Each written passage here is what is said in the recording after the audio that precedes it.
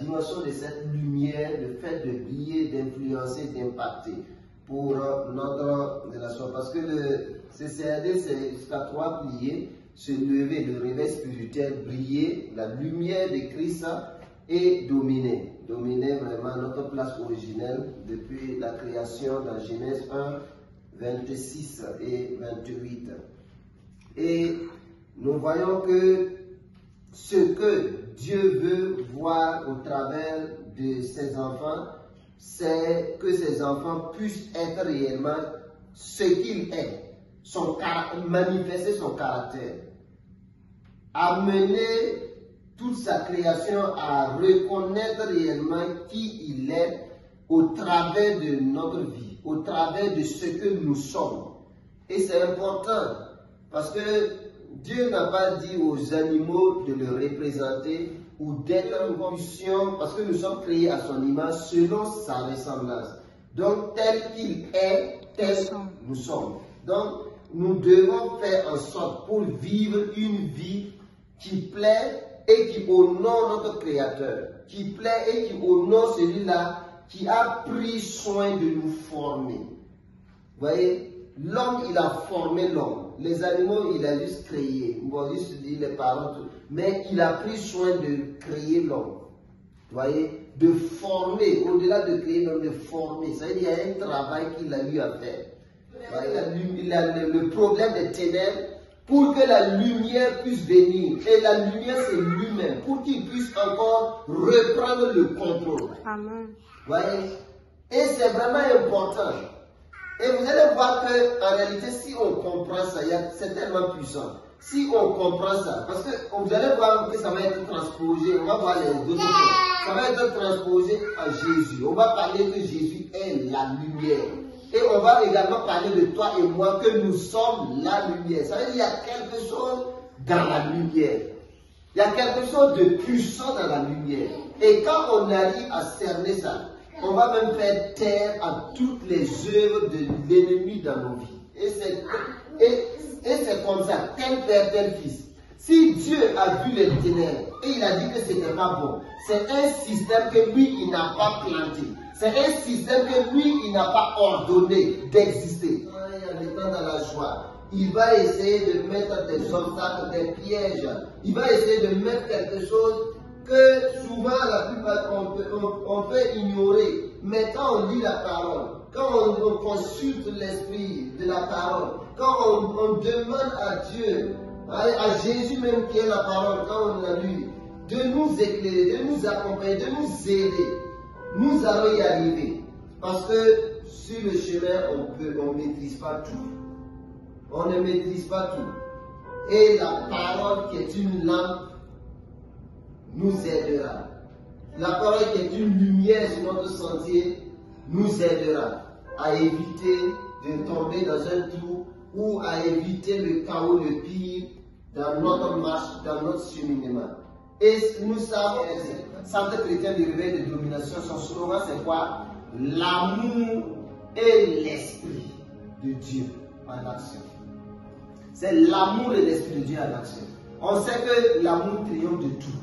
Dans l'amour, on a tout, en quelque sorte. Et même toute la Bible est résumée par l'amour. Même les 10 commandements, si on ne comprend pas les 10 commandements, on ne peut pas citer les 10 commandements, et qu'on sait que les 10 commandements, c'est l'amour, c'est bon, c'est déjà suffisant.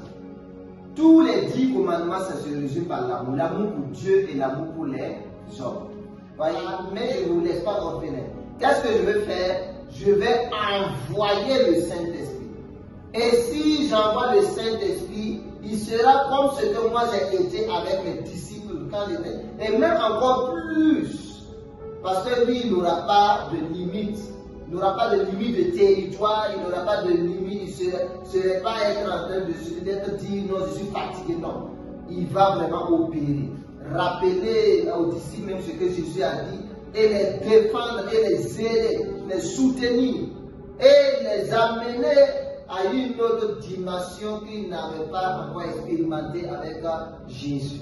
Donc ça veut dire que nous sommes privilégiés, nous sommes vraiment dans la joie parce que nous avons reçu le plus beau et le plus merveilleux cadeau.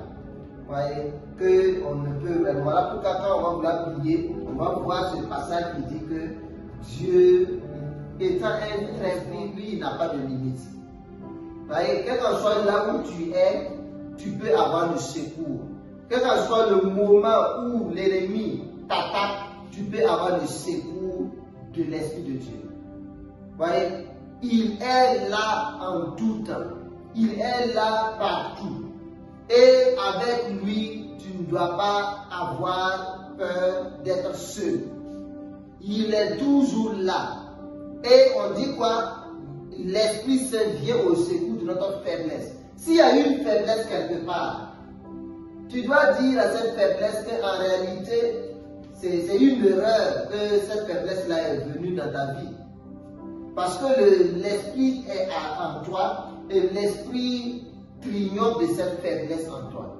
Et c'est à toi vraiment de laisser le Saint-Esprit gérer cette faiblesse. C'est à nous vraiment de dire non à l'ennemi et de pouvoir rentrer dans notre grâce en tant que lumière du monde. Et c'est important vraiment ça. Et on a vu que briller, bibliquement quand on parle de briller, c'est refléter la lumière de Christ. Parce que nous sommes de Christ, nous sommes sortis de Christ. Voilà pourquoi on nous appelle souvent des chrétiens, des petits chrétiens. Il est parti et il a dit que nous allons le représenter. Et c'est ça que nous appelle également aussi des ambassadeurs de Christ. Et nous allons le représenter en ce qu'il est également et en ce qu'il a fait et il a même dit qu'on va faire même de plus grand. Donc, nous sommes des privilégiés, nous sommes bénis d'être réellement dans cette grâce de représenter valablement Christ.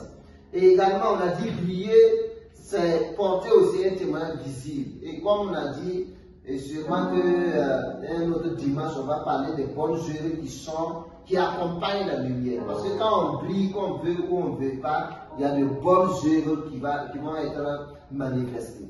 Et un jour, on va prendre le temps de décortiquer, de donner ça et de prier vraiment pour que les bonnes œuvres qui sont liées à la lumière soient manifestées. Et quand c'est comme cela, tout ce qu'on a besoin pour pouvoir nous en sortir, pour pouvoir briller, influencer, pour pouvoir réaliser notre destinée sur la terre, c'est par la parole de Dieu, qui est la lumière et qui nous éclaire.